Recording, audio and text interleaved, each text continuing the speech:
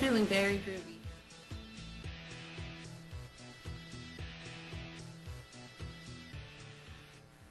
CentralValleyTalk.com.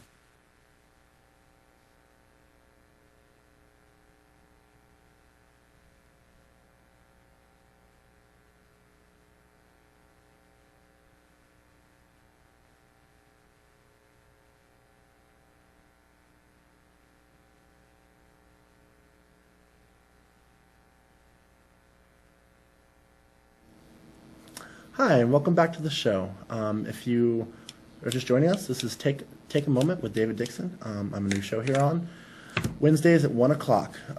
Check it out. Anyways, I was talking about the spike ball of American society. I guess that's what I'm going to phrase it.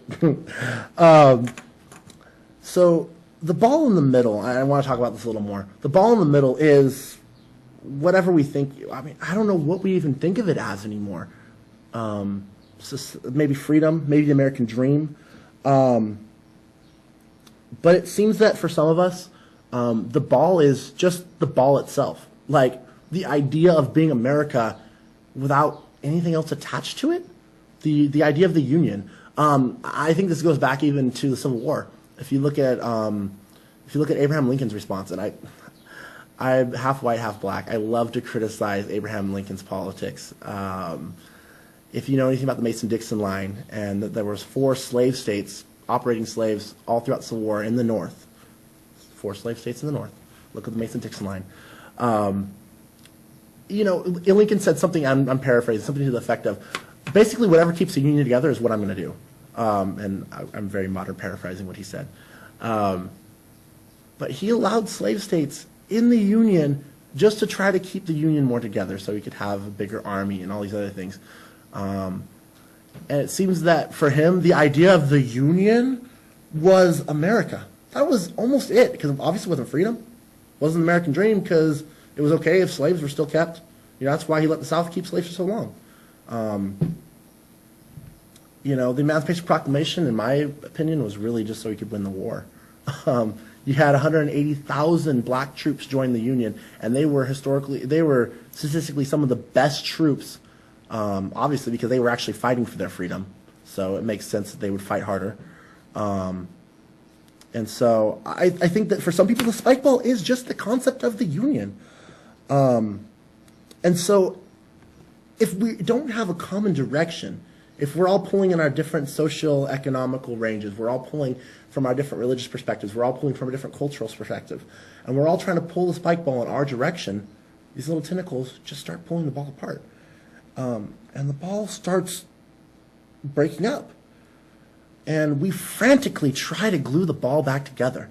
And this is where you get the problem, because I think that the glue we use becomes a spike ball. That becomes the evolution of our society. So it's not progression forward. It's us trying to fix the cracks. It's us trying to put the Band-Aid on the cut. And some of us can't take it. Some of us go crazy. I think that's why we have a lot of psychos and crazies and people depressed and murderers and just whack jobs out there. But I think for the most of us, we pour that same glue of society into our own lives. So this is why I think it's important to look at society, because I think that if we look at society, we can understand some of the things that are going on in our own heart. Some of the things that are going on in our own soul. And so I think one of the biggest examples of this is the way we love. I'm going to talk about love today in a little bit. And the other thing I was going to say about the fracture in the ball. As the ball fractures, we tend to lose our identity as a society. And a lot of people place their identity in their place in society. If society is fracturing and we can't identify what society is anymore, or we don't like what society is anymore and we lose our place in society, then we start to lose our own identity sometimes. For me, I am a firm believer in Jesus Christ, and a lot of my identity crisis that I believe I would have is guarded against because of this, but I still, I still struggle with where I fit in society. I think everyone does. I think that the more society is undefined, the more we struggle. Lack of purpose breeds apathy.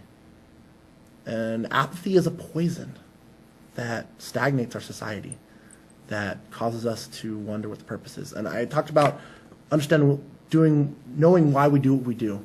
A lot of things we do, even very menial jobs, whatever, our everyday life, a lot of these things are very important. But a lot of times we don't know why we're doing them. So even if we don't change what we're doing necessarily, and I'm not saying there aren't things that need to be changed. There's a lot of things that we need to change what we're doing. But there's a lot of things we don't need to change what we're doing. We just need to understand why we're doing what we're doing. Because with purpose brings drive and ambition, and people start moving forward. Our society can start moving forward. We need to know why we're doing what we're doing, even on the things that we're not going to change our behavior or what is it we do, because we need to be able to move forward. We need to have a reason to do what we're doing. We need purpose. And again, for me, my faith in Jesus Christ is a lot of that purpose. But whatever you believe, I think that the discussion is going to help you understand, maybe help you figure out where you fit in society and what society is.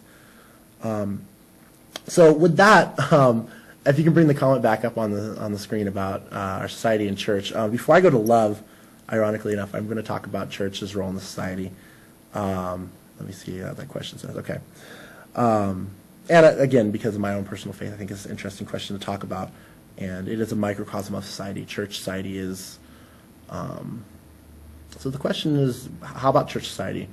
What do they do to us as we develop? Is it good? Is it bad? Or is it something in between? Thank you for the question, by the way, viewer.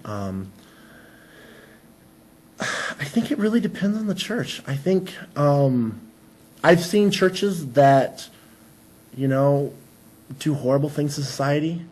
I've seen churches that teach kids really horrible things.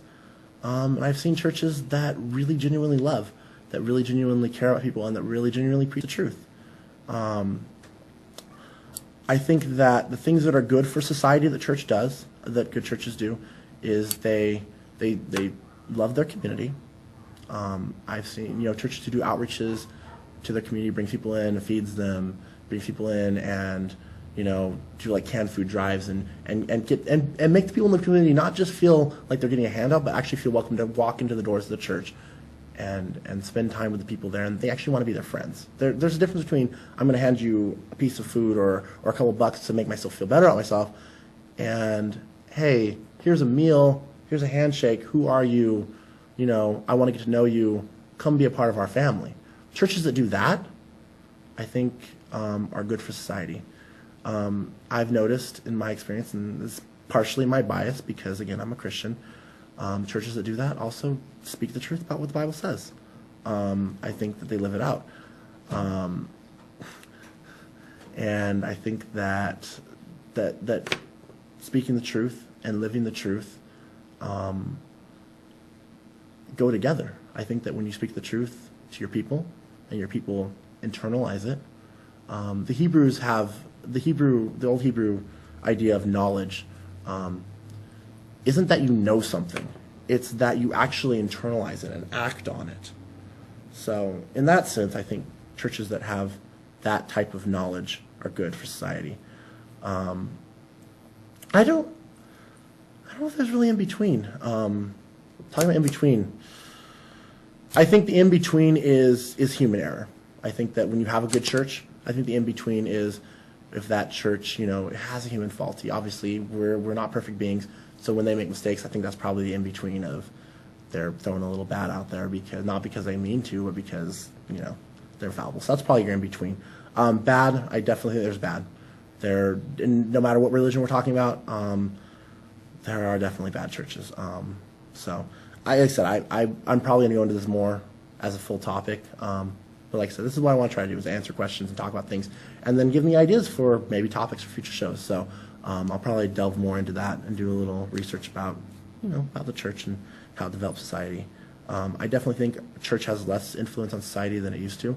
You look back in the Middle Ages, the Catholic Church was the society for the Western, Western world, and really for the Middle Eastern world, much of it was the Muslim society.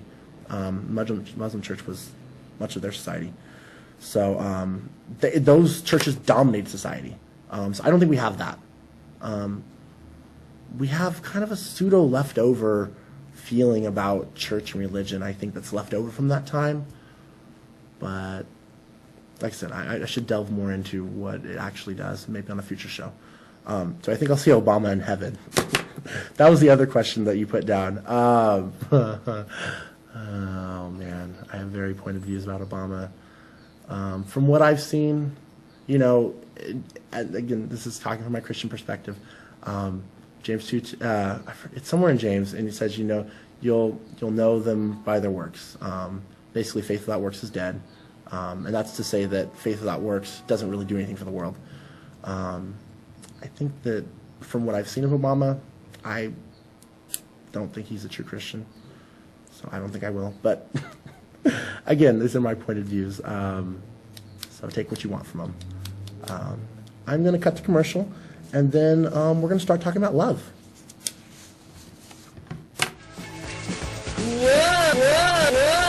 We're going to shake you all night long on Tower TV. Now move to Friday nights at 6 p.m. West Coast time, baby. We'll see you at the show on CentralValleyPop.com. We'll see you at the show.